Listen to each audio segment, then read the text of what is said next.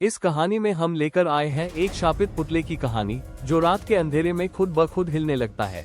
कालापुर गांव में एक पुराना हवेली थी, जिसे लोग भूतिया हवेली कहते थे। इस हवेली में एक पुराना लकड़ी का पुतला रखा था, जिसके बारे में कहा जाता था कि रात के समय वह जिंदा हो जाता है। गांव के 3 दोस्तों रोहित, साहिल और अर्जुन ने इस कहानी की सच्चाई जानने के लिए हवेली में एक रात गुजारने का फैसला किया, लेकिन उन्हें अंदाजा भी नहीं था कि उस रात उनके साथ क्या होने वाला था। अध्याय 1। भूतिया हवेली का रहस्य। कालापुर गांव के बाहर एक खौफनाक पुरानी हवेली थी। ये हवेली सालों से वीरान पड़ी थी, लेकिन लोग कहते थे कि इसमें एक भूतिया पुतला रखा था। गांव में कई डरावनी कहानियां प्रचलित थीं। 1. ये पुतला रात के समय हिलता था। 2.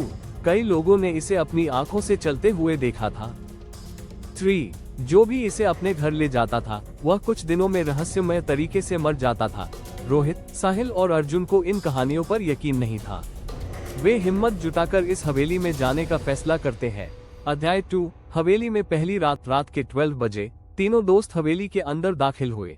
हवेली के अंदर की दीवारों पर पुरानी पेंटिंग्स टंगी हुई थीं और हवा में सीलन और सरांत की गंध थी। जैसे ही उन्होंने पुतले को देखा, उनके रोंगटे खड़े हो गए। वह एक लकड़ी का पुतला था, करीब 3 फीट लंबा, पीली आंखों वाला और फटे हुए कपड़ों में। क्या यही है वो भूतिया पुतला? अर्जुन ने धीरे से कहा। साहिल ने हंसते हुए कहा, लगता तो बस एक पुराने खिलौने जैसा है। पर तभी अचानक दरवाजा अपने आप बंद हो गया और पुतले की आंखें चमकने लगी।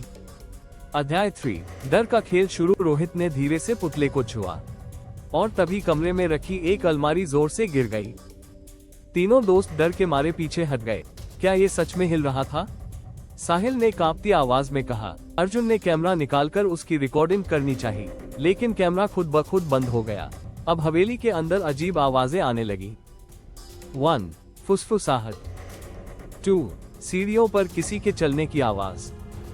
3. हवा में गूंजती हुई हंसी। तीनों दोस्त अब भागने की सोच रहे थे, लेकिन दरवाजे अपने आप लॉक हो चुके थे। अध्याय 4। पुतला जिंदा हो गया। अचानक पुतला हवा में ऊपर उठ गया और उसके चेहरे पर एक भयानक मुस्कान आ गई। अब तुम लोग यहाँ से कभी नहीं जा पाओगे। तीनों दोस्त घबराकर दीवार से चिपक गए। अब पुतले की आंखों से काला धुआं निकलने लगा और जमीन पर एक भूतिया आकृति बन गई।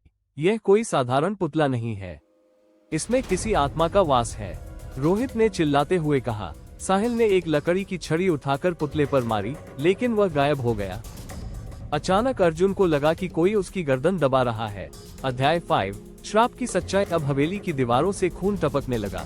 तीनों दोस्त किसी तरह सीढ़ियों की ओर भागे, लेकिन तभी एक बूढ़ी औरत की आत्मा उनके सामने आ गई। उसने डरावनी आवाज में कहा, तुम लोगों ने बहुत बड़ी गलती कर दी। ये पुतला मेरे बेटे की आत्मा है। तीनों लड़कों ने हैरानी से उसकी ओर देखा। सच्चाई ये थी कि 1. यह कोई साधारण पुतला नहीं था, बल्कि उसमें एक मृत लड़के की आत्मा कैद थी। 2. ये लड़का हजारों साल पहले काले जादू का शिकार हो चुका था। 3. उसकी आत्मा हर पूर्णिमा की रात जागती थी और लोगों को अपनी कैद में ले लेती थी। अध्याय 6। आखिरी भाग। तीनों दोस्तों ने भागने की पूरी कोशिश की, लेकिन हवेली का दरवाजा अब भी बंद था।